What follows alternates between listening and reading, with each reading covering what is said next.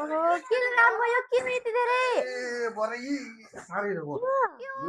यो चाहिँ अर्घाखाँचीबाट तिमीहरूको बा आमा मेरो बुवा आमाले हामीलाई गाउँको कोसेली पठाइदिनु भएको भर्खरै मैले चाहिँ गएर ओ माय गॉड कति धेरै हो सामान पठाइदिनु भएको छ यसमा के छ त हामीले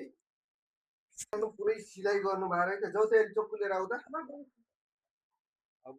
यो खोल्न पर्ने भयो हामीलाई चाहिँ अब के आछ त कसैले उहाँको नाम लेखेर पठाउनु भएको रहेछ इन्द्रबहादुर सिलाउन पनि धेरै सिलाउनु भएको छ क्या यसमा त पुरै चाहिँ सुन राखे जस्तै गरेर सिलाउनु भएको छ कति गाह्रो भयो यार खोल्न पर्ने बल्ल बल्ल बल्ल बल्ल खोल्नु गाइस अब चाहिँ पनि प्लास्टिक छ त्यहाँ Oh my god.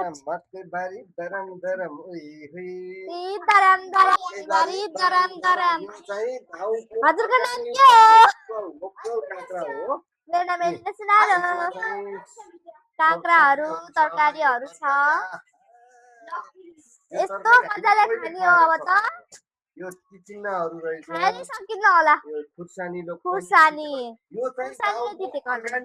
एकदमै कुनै बिसादिनो हालेर बनाइएको तरकारी फलेको तरकारी हो कति भारी छ यो त है कति ठुलो छ ओ माय गॉड नास्पाती रहेछ अनि अर्को के हो यो मौसम भन्छ हाम्रोतिर यो रहेछ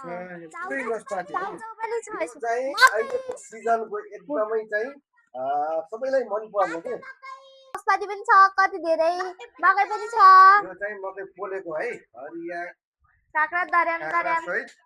मकै चाहिँ हामीले यो बजारमा 30 रुपैयाँ 40 रुपैयाँ हालेर किनेर खानुपर्ने हुन्छ तर यो चाहिँ हाम्रो घरमा अर्गानिक मकै हो अब यसलाई हामीले खान्छौँ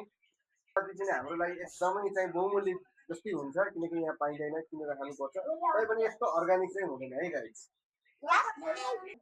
फाइनल्ली मैले सबै सामानहरू चाहिँ रेडी गरेँ तपाईहरुलाई पनि मन पर्छ भने